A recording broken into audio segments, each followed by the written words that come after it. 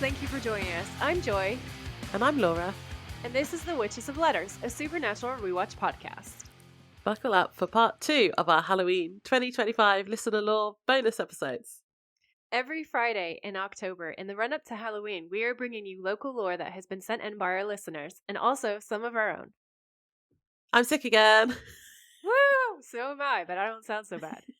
No, Joy sounds fine when she's sick. Yeah. I sound and look like death warmed up. She doesn't really look like death. She just sounds really bad sometimes. But it's not as bad at the moment as it has been, so yeah. But sorry, good. It's that time of year. You know what it's like. If you've been listening to us like all of last year, like I've podcasted with laryngitis, I always get throat things. Yeah.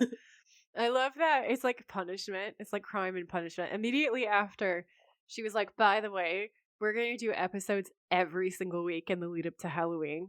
We're going to do like 5 million episodes. And then she's like, I think I might be losing my voice. I was like, cue cold.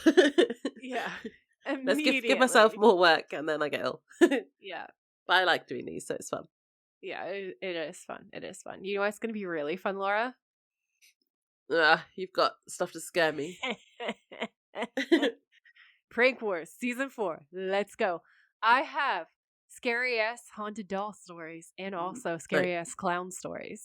Specifically for you, Laura. Specifically for you. Thanks. Just what I always wanted. Our friend Nadine, who is listening to Season 1, I'm gonna have to tag her so that she knows to listen to this episode and there won't be like episodic spoilers. Or you could email her back and say, listen to this episode, use the email. Yeah. The email feels so slow. Anyway, we have to say thank you so much because she emailed us. So I'm going to do our very first full listener email. And it's amazing because there's dolls in it. So like, as soon as I read it, I was like, Laura, you're not allowed to read this. I'm saving it and I'm going to read it to you. Cue evil laughter. So that is what I am doing now. So she says, thanks, Nadine. I love her so much for this. To be fair, she didn't do this on purpose, and she hasn't even gotten up to the doll episode. So this is like purely coincidental. She says, hello, Joy and Laura. One of you, I guess it is Joy, made me aware this morning on Instagram about your Halloween app, and I could share my spooky story about dolls with you, and here I am. Yay. Well, the first story didn't really happen to me, but to my mom's friend in the early 1990s. She was a collector of special dolls called, pray for me, Cathacruz. I don't know, something like that. Nadine was going to tell me how badly I did that, or okay-ish. She says I am German. Because to explain the Cathacruz, which I'm sure I'm butchering it, I have never taken German in my life. I have a little bit of Spanish and a tiny amount of French. And yeah, that's about it. So she says, and she had bought this one doll who had a special place on a stool in her living room. I don't really remember anymore if it was a boy or a girl. I think I vaguely remember it being a boy. But anyway, it was a baby doll. So whenever we visited, I went by this doll and it was a rather creepy one. One day my mom's friend told my mom that she came home from work and her husband was still at work, and the kids were gone at school, and she couldn't find the doll. She had searched the entire house until she found it in another room, which was completely impossible because no one was home to carry it around. Yeah, goosebumps. Well, she put it back in its place, and then on another day, she came home from work. Again, same situation, no one else is home, but the doll was still in its place. However, its whole face was smeared with chocolate. Ew. And it hadn't been when she left for work. Again, I think I raided the fridge or something. Yeah. This doll is like, I am clearly possessed and I want chocolate, which is a good way to be possessed. I don't like it moving around. I knew that this would get to you. Okay. And the second story is not wild or anything, but also happened in the early 90s. She says, coincidence, or did dolls go on rampages in the 90s? To be fair, I had a lot of doll stories, I feel like, that I could tell from the 90s. Like, my grandmother made a doll cover for her Hoover or vacuum cleaner, depending on which country you're in. And I swear to God, that thing was out to murder us. Like, me and my sister both. That thing was out to murder us, and it moved. Ugh. We're sure it moved on its own. No. I had a doll that from my auntie, and it was like a China doll, and I had to keep it I kept it in the bottom of my wardrobe because it scared me. Imagine she was like, "Oh, I'm gonna get you this cute doll, and you're gonna love it so much." Yeah, no, it's horrible. Young Laura was just like, "Oh God, no! Oh God, no!" That was probably also in the early 90s. Yeah. Okay, so she says, the second story is not wild, but also happened in the 90s. I was on a riding camp for a weekend, and we had specially themed rooms. It's like horse riding, I think. Mine had a jungle theme, and we found out that the room on the opposite side of the hall from ours was doll themed, but it was locked. Ugh. Probably because they didn't have enough bookings? Well, it wasn't just me, but one night we definitely heard noises coming out of the room. How? Because it was locked and there was absolutely no one in there.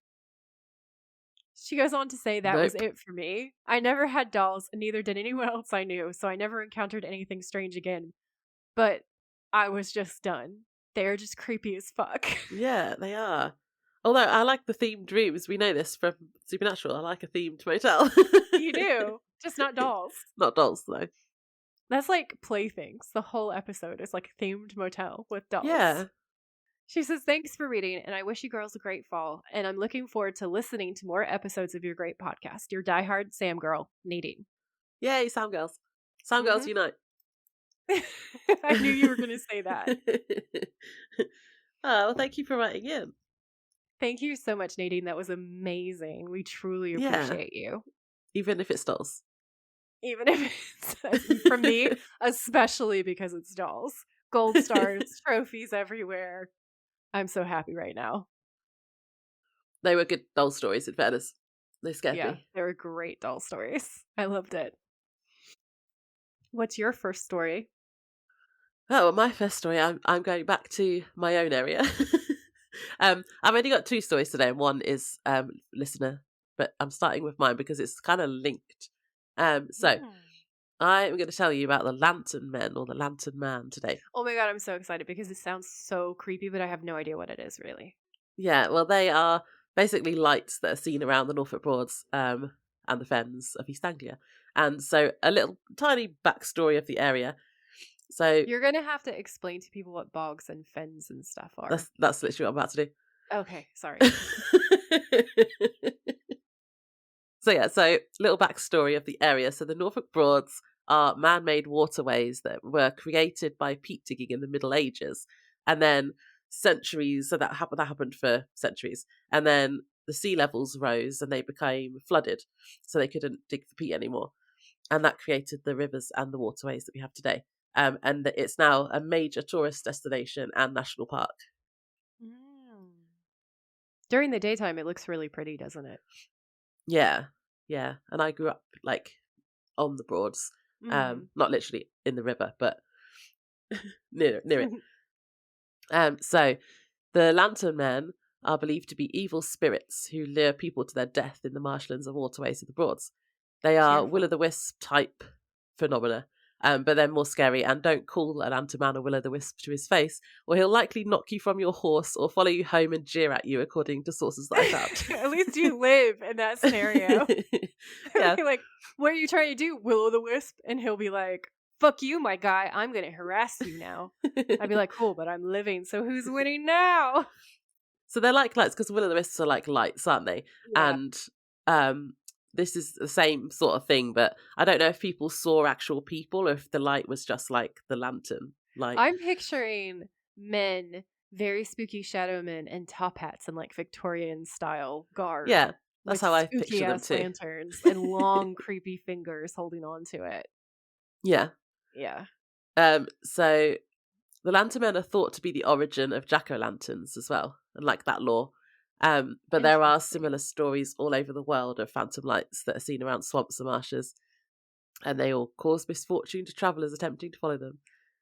Da, da, da. So, like I said, there are similarities to will-o'-the-wisps. However, these usually just appear as dancing lights, whereas the Lantern Men And an apparition of a person is usually seen carrying the light, and they're also malevolent and actively pursue and attack people, as well as luring them to the water with the lights. Oh, spooky. So I actually found a story of a wherryman named Joseph Bexfield who didn't escape the Lantern Man. A wherryman. So the wherries are like boats that would go up and down the Broads. They still are around. Okay. Is it worry? Wherry, Wherry. Wary. Oh. So it used to carry like goods up and down the river. Oh, I wonder if that's where like the word warehouse comes from. Ah, yeah, maybe. So he was a wherryman, and he was named Joseph Bexfield. And this story was included in a YouTube video that I've got in my show notes or my source list, and it also in one of the articles, and I'm about to read that out now. So it was written by Fiona Leishman for Cambridgeshire Live. So it says, "It is thought that the Lantern Man lured the unsuspecting Joseph Bexfield to his death in the Norfolk Fens." I'm just interjecting here because they mean the Broads, because this happened at Thurleton Staithe, according to another source that I read, and that's definitely in Norfolk Broads, not the What Fens. is the difference between a fen and a broad? So Broads are rivers. What are fens? Fens are like, I don't really know, but the Fens are kind of when you get further towards like Kings Lynn side of not coming out of Norfolk, and I feel like, without looking them up, they were like dikes that were like made so that they could drain the fields. Oh. Rather than like the peat digging, but I'm not 100% sure. It says a low and marshy or frequently flooded area of land. The flat, so it was more for farming. Yeah, the flat, low-lying areas of eastern England, mainly in Lincolnshire, Cambridgeshire, and Norfolk. Yeah, just like you said, it was marshland, but then it was drained for agriculture. Yeah, so it's more for the farming. So basically, farmers' fields that flood like a mofo. Yeah.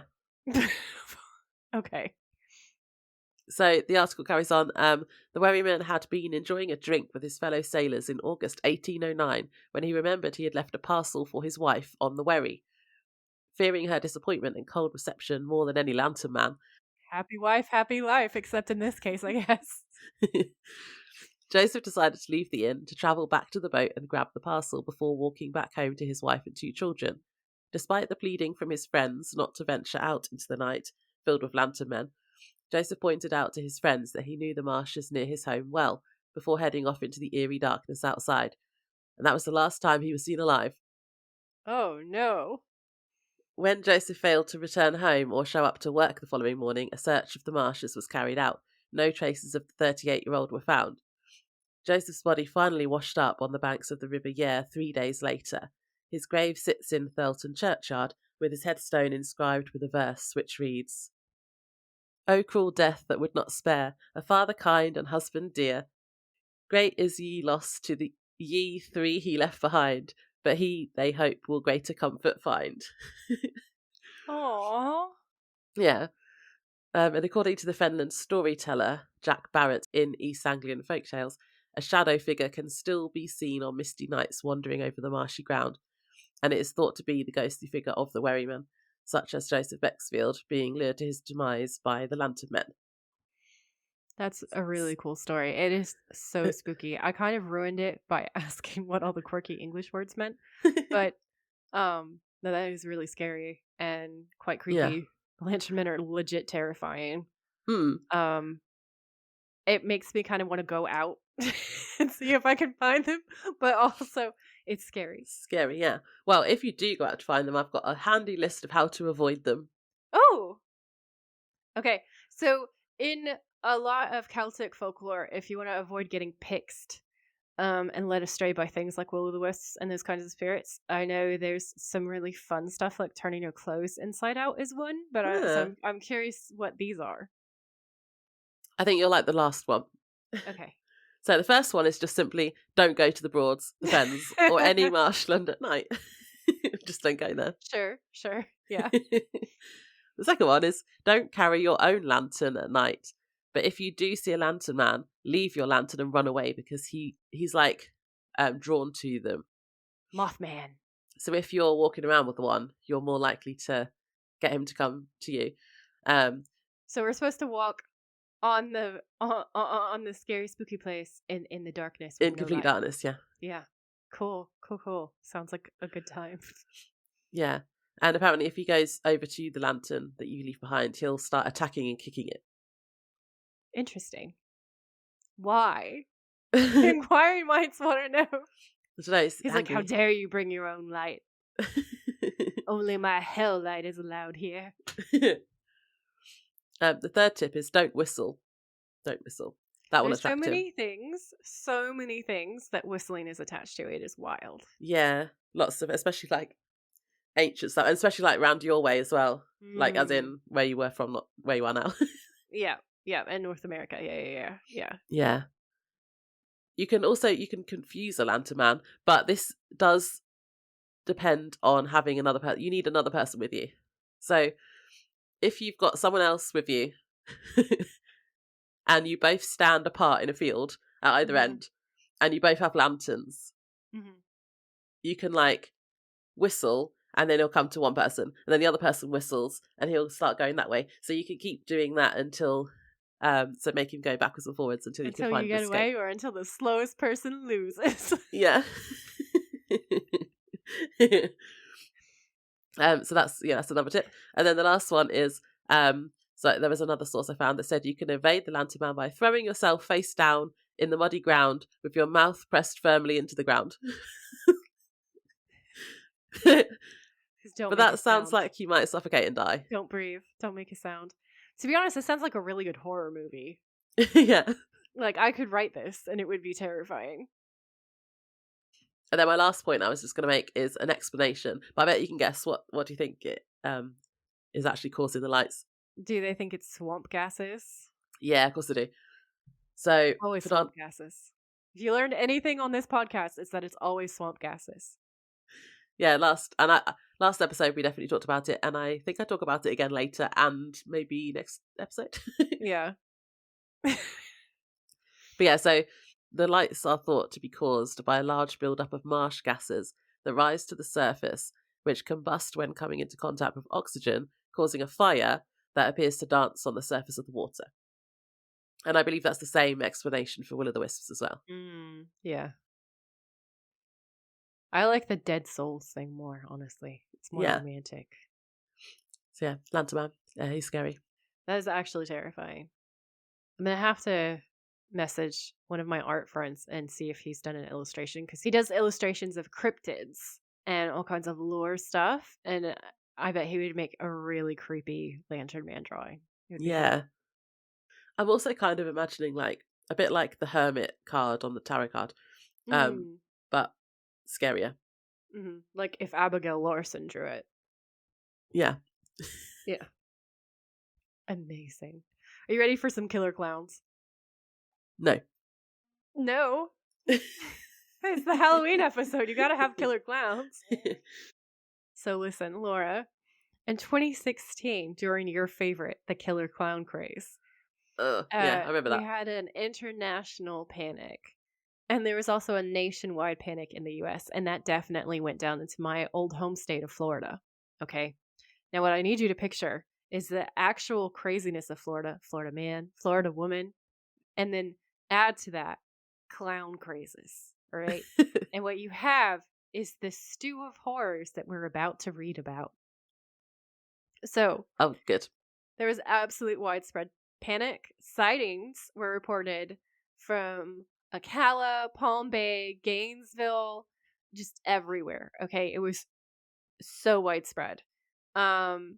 There were copycat pranksters as well. So some of them were more serious incidences, and some of them were just like people trying to spook other people because it was near Halloween. Yeah. There was actually a lot of social media threats, though. Like, there were specific accounts that were like scary clown accounts that were threatening schools in South Florida. I remember that around here as well. Yeah. A family in Florida was actually attacked by a group of 20 people in clown masks on Halloween Eve in 2016. 2 of the men were stabbed. See, this isn't clowns that are the issue, it's people. It's like they say in Supernatural. humans. Yeah. Humans I don't get. Demons are just demons, but humans are fucking crazy. Yeah. So costumed mob of like killer clowns basically did a purge style Halloween attack, and there is a link in my show notes to that one where you can read the whole thing. But basically what happened was there's 20 people dressed in clown outfits with knives and stuff, and there's an intersection in Florida, and there's a guy and his brother and their families, so like wives and kids are in the truck because it's near Halloween and they're doing Halloween stuff, and they're basically coming home from a trick-or-treat event, and they come to the stop sign, so they stop like you're supposed to do, and the truck gets absolutely swarmed by these just like violent killer clowns, and the guys get really beat up and stabbed because what they did was they realized what was happening and they got out of the truck to protect their wives and kids. So they were super brave, actually. They both survived. They both came out of it okay. But it was one of the most violent incidences from the That craze sounds of horrible. 2016. Yeah, I cannot imagine like you're in a truck at night near Halloween and 20 people like attack you at a stop sign. Yeah, that's horrible. That's like, yeah, more true crime than they're giving a bad name to clowns. Yep. There's also an actual killer clown in Florida. So in 1990, Marlene Warren answered her door in Wellington to find someone in a clown costume holding flowers and balloons. The clown shot her in the face before driving away. Ugh. No. Decades later, DNA evidence and new information led to the arrest of Sheila Keene Warren, who was married to Marlene Warren's husband at the time of the murder. She was ultimately convicted of the crime in 2023. Let me just make that make sense, because that last sentence came from an overview and it got itself a little bit confused. So basically what happened was she wanted this woman's husband. They were already having an affair, is the backstory. She decides she's going to get rid of this woman. She dresses up as a clown, knocks on the door, shoots her, gets away with it for like a long time, like it's a cold case. But then eventually they find new DNA evidence and they're able to finally say, you killed her. So effectively, it was a killer clown because she wanted the husband and she wanted the wife out of the way. Yeah, that's. I've said it before and I'll say it again. Divorce, people, is It's a an thing. option. It's better than murder. Definitely. If you don't want to be with people anymore, you don't have to be. But you also don't have to kill them. Yeah. Well, that one wasn't the husband killing the wife. That was the woman he was having an affair with killing the wife. Was he involved at all? Like, did they plan it or was it just her? Well, so they suspect that he was shady too because she was like his secretary or something similar. Like she was responsible for some kind of paper processing at his car dealership. And he got more arrested. And more stereotypical. Yeah.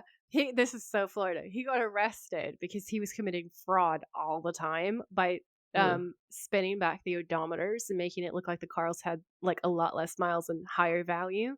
So he ripped people off for years and years. So they're both like quite shady characters. Yeah, sounds like and it. So people kind of think that there's a chance that maybe they planned it. Yeah. Either way, it's horrible in that poor lady.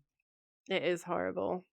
And yeah, that's just like, they're just despicable people.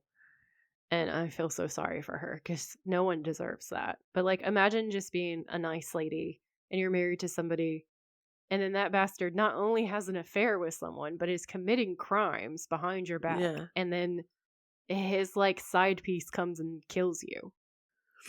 Was the clown thing just like as a disguise then, so people didn't know it was her?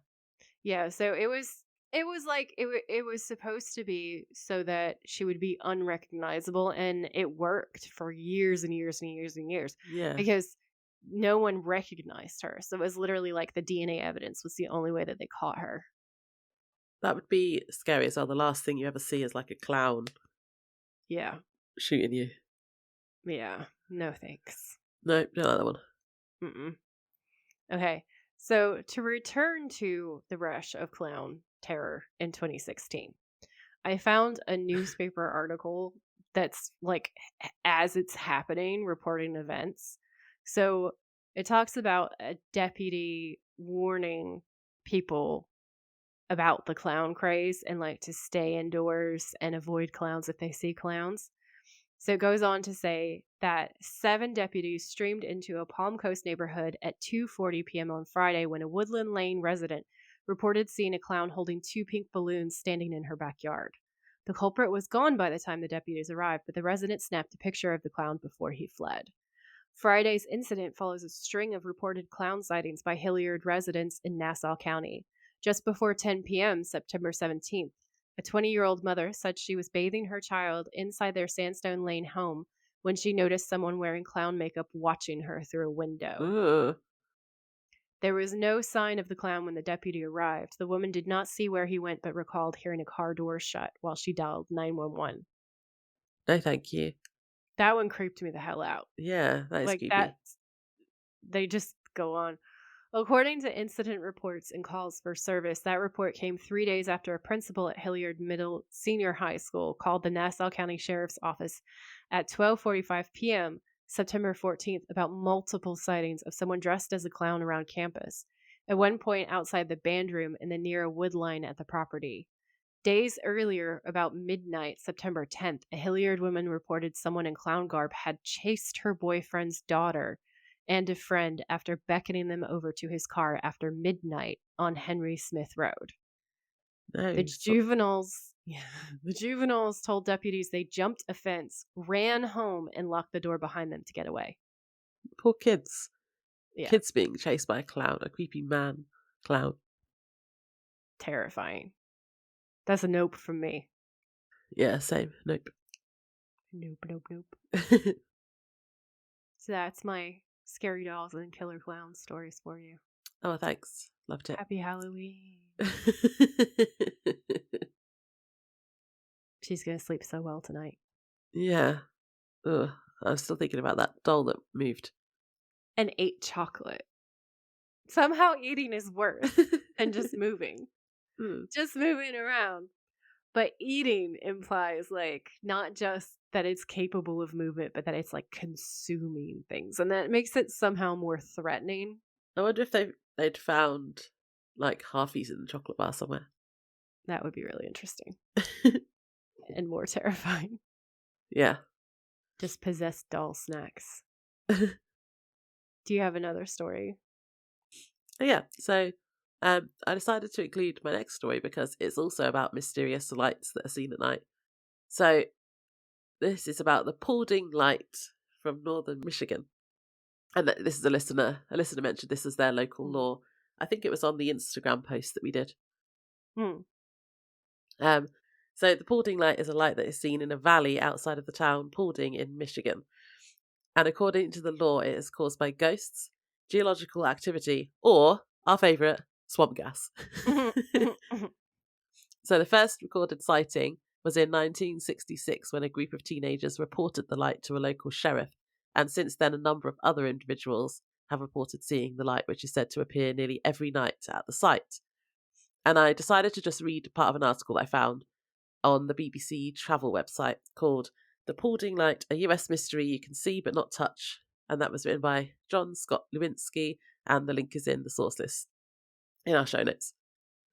So it reads, whether it is a sea serpent or in a Scottish loch, or a woman in white haunting the battlements of a Civil War fortress, denizens of the supernatural realm share a common habit. They remain stubbornly unwilling to reveal themselves at any conveniently scheduled appointments. That's what makes a spot in Michigan's Upper Peninsula a uniquely chilling attraction for both true believers and travellers with a casual interest in the paranormal.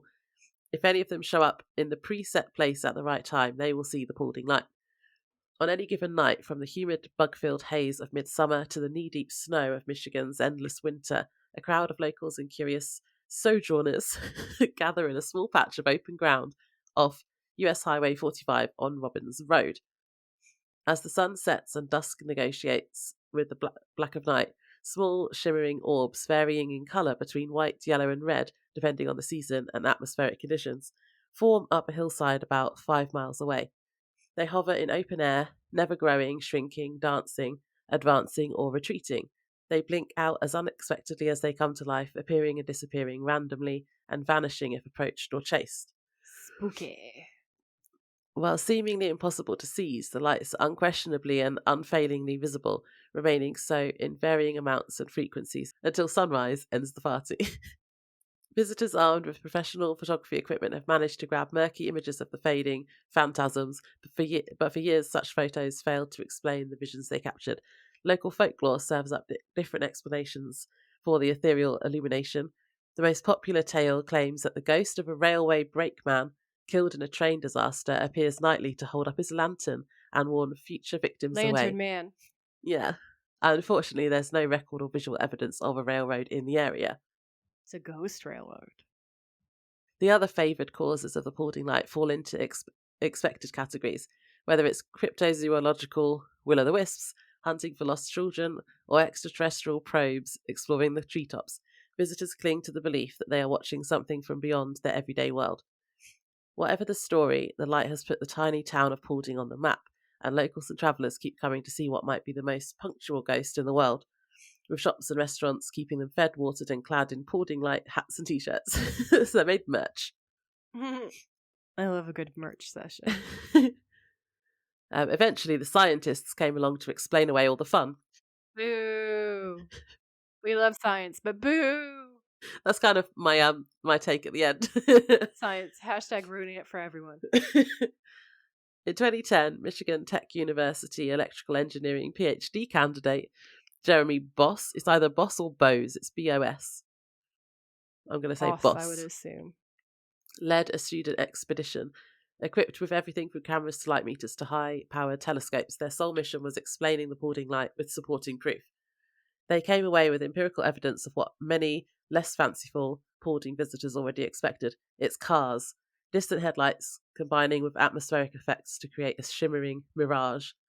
It goes on to say that despite this, though, that the legends persist. And then there's a quote from Boss saying, "I asked people who saw the light what they saw and what they think they saw," Boss said. "If they ask me to explain, I do. Most people say they see yellowish or red lights that appear to move. If there is some motion, most of what they are seeing is due to an autokinetic effect. I use similar explanations for mirages and hot roads in the summer." And then there's basically another professor of electrical engineering at the same university called Rogeman, who says it's a mirage created by, quote, light that originated from the sky, refracted upwards towards your eye, due to sharp temperature gradient in the air close to the surface. And Rogeman suggests the geography and local weather around the viewing path support frequent temperature inversions in the early evening when there's always traffic on the highway. And the result is an upside-down optical illusion, car headlights from the pole line of view in Paulding, lining up the highway, while refracting and bending back toward the ground. The effect happens to be uniquely visible from the spot where fans gather. So the article then goes on to explain that Boss and Rogeman, they basically both think that people don't want to believe the science because the ghost story is more fun, and I think that I agree with it. It is more fun. Well, it's definitely more fun. Yeah. So it goes on to say, Rogeman believes the mythology of the light endures largely because locals managed to create a ghost story that's spooky without being threatening. I think the lights seem harmless and people enjoy the local legend because it's completely benign, he said. Folks enjoy the stories, and we have to admit we were not able to disprove the existence of a ghost. That's true. There could also be ghosts there. Yeah. So the article then finishes by saying the Cindy Perkins, a Michigan-based senior content specialist, believes the MTU explanation, but visits the site with her daughter for an occasional evening's entertainment. She suggests there is now as many travellers at the site looking to test the scientific explanation as there are devotees to the various supernatural causes.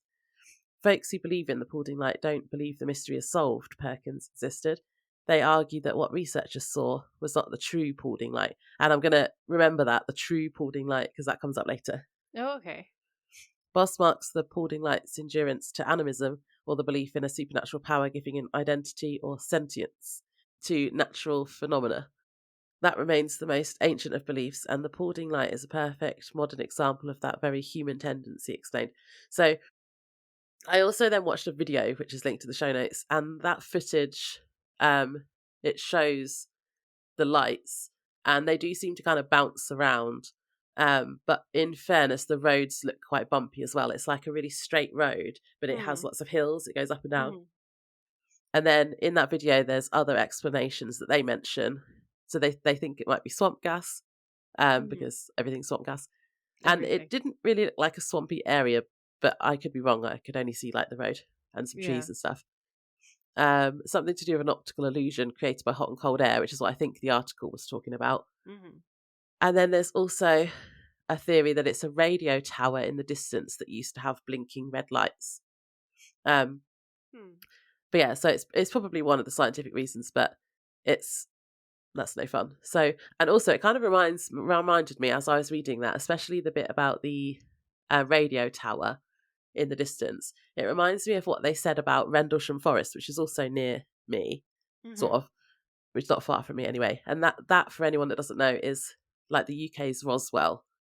There was like alien sightings, and it's the most documented alien sighting because it was military and they made reports of it and stuff. Yeah. And I could do a much deeper dive into that later because I'm fascinated by it. But basically, the part that made me think of this story is the lights. So the lights that the military personnel saw that night and claimed to be a UFO has been debunked as a light from a nearby lighthouse. However, a lot of people, including me, don't think that it is because, well, I've stood in the exact spot. I've been there. And the woods are so thick and the lighthouse, they say it's a nearby lighthouse, but it's like miles and miles away. You can't see the lighthouse from there, and certainly not through all the trees. So I don't think that it's that. And people are saying like the lights were coming from different directions. So how can that be a lighthouse? Yeah. So anyway, it reminded me of this with the locals insisting that it's not car headlights. I feel like what do you think? With love to the scientists, if they're correct, they should be trying to prove their hypothesis. So I want to see a video where they recreate at a different time, or at least under more controlled circumstances, the Paulding Lights with cars that they're driving and recording. I feel like I did read somewhere that they have tried to do that. They have done that, but I don't know if it was like successful. Confirmed. Yeah. But so I also thought it'd be fun for this story to read a Reddit account that I found about the Paulding Light. Yeah. So this was actually where I found the video. They gave it as a link of something to watch, just like the backstory. So that's how I watched that video. And then they go on to explain the location a bit and their experience. And yeah, they mentioned the true Paulding Light, which is mentioned in the article. So this was on the subreddit Upper Peninsula from 2 years ago. And it was written by Coonaz, Coonaz. Paulding Light experience. So they've got the link to the video and it says, this is my tale of what happened in the late 80s. If you don't know the backstory, here's a video, and then there's a link. Note that from where you stand looking north, the road goes straight down to a creek and then back up another hill. And at the time, the road was open and was just a typical gravel road you might find anywhere. So it says, I'd been to the site a few times, and yes, indeed, there are lights off in the distance. No doubt they are from cars. I call this the false Paulding Light. On a couple of occasions, I witnessed a white light drifting through the trees at the bottom of the hill. You could see the light, but not the light source due to the trees. It would move around and the tree shadows would shift accordingly. This confused me as to which light was the Paulding Light. One night during fall, myself and a group of friends went there in one car. One friend and I stayed at the normal viewing point, while the rest drove to the far hill, where the road curves left but the power lines run straight. There were clear skies, maybe a half moon, and little to no wind. We did not have a flashlight, but we had handheld radios. Cell phones were for the rich kids. However, when the car went up the hill, we lost communication, so my friend and I hung out for a while, but it was pretty boring and no lights appeared. So my friend decided that he was going to walk to the next hill to find everyone else since we couldn't talk to them on the radio. He started walking and I was a few steps behind. This is the crazy part. After only walking in the dark for 30 seconds, a bright white light appeared at the bottom of the hill by the creek, maybe 1,000 feet away. We both stopped in our tracks. It floated straight up the road, straight at us, travelling 35 or 40 miles per hour. looking like a motorcycle, but absolutely no sound. It was as bright as a welding arc, without any fluctuations, and as it got closer, appeared to be the size of a basketball at chest height. We didn't know what to do or how to react, and we just stood watching it get closer. When it was about 30 feet away, still moving at the same speed, it simply vanished. There was nothing there, gone, thin air, just us standing on a road in the forest in pale moonlight. Holy fook. It's written. We had no idea how to respond. We just needed to be somewhere else, so naturally we continued down the road past the place where the light appeared and eventually found our friends and the car. They didn't see any of it. This is what I consider to be the true Paulding Light. Maybe it's ball lightning, I don't know. We both witnessed the exact same thing. There's no photos or video. I went back a few years later alone, and a guardrail was across the road blocking traffic. I saw the false Paulding Light, but not the true Paulding Light. While this was not a life-changing event, it was definitely one of those unicorns life throws at you. Maybe the scientists will figure it out like they did with the car headlights. For now, it's a good Upper Peninsula mystery. Oh, I love that. Yeah. So that's like a completely different light than the one that they say is car headlights. That is so cool. Yeah, so I think there may be two different kinds of lights then. I think I agree with the Reddit person. Well, I think the thing is like, I think if somewhere has had a reputation of something supernatural happening for like years and years and years, I don't think it's going to only be the scientific explanation. Like, that might be part of it. But I feel like when it becomes something that's like generationally believed in, there's usually more than one thing happening. And I think that's something else that sometimes we can forget about, is like there might be concurrent activity. So you might be able to debunk one thing, but that doesn't mean that you've debunked everything. Yeah, and some people were saying that the light doesn't move, but then the scientists were saying that the lights did move. So I reckon it does move. Yeah, they're clearly seeing different things. Headlights. Yeah. And they said they were like white and red, so that would make sense because you got tail lights and headlights, but not all of them sound like they all fit into that. Yeah. So I love that there's different accounts. Because that does make me feel like there's more than one thing going on. Yeah. And I love things like that. Like, I love it when there's like, it's partly explained, but it's still partly mystery. That's really fun. Yeah, I like that too. That's why I like lore. Yeah. Which one of my stories was the scariest for you? The doll that moves. The doll that moves was the scariest. That was pretty scary, not gonna lie. Because it's like that doll that you read out on the doll episode that is only a head. Yeah. Because it was moving around, so they cut his head off or something. Yeah. Robert. No, not Robert. No. Don't say that. I was trying to remember his name. It's not that one. It's the other one. I probably shouldn't say. No, because you were banned from doing that one. Oh no, we did talk about that one at some point, but I don't think I think I just called him R, didn't I? Yeah, you just said R. I think you brought it up. And then you just kept saying R. And I forgot. Oops. Yeah, so guys, if you I have my protection crystal. If you think that that was the scariest story, write in the comments and let us know why you feel like the doll was the scariest one. I love hearing people's reasoning. If you don't agree and you think something else that we read was the scariest story, definitely write in and let us know the one that really got you. Which one was the one that gave you goosebumps? What was your favorite moment from this episode? We love, love, love, love hearing from y'all. Thank you so much again to everybody who submitted to the lore, because without your emails and your messages, we couldn't do these episodes at all. So these really are like by you and for you. And we're having so much fun. So thank you so much. At the time that this episode drops, I think there is still some time to submit some stuff. You might have like a week, I think, left if you want to send us stuff in for our last couple of episodes. Yeah, so you still have time when this episode airs to send us some things if you haven't yet, or if you're trying to figure out which story to send, you have a little bit of time. But definitely get on that.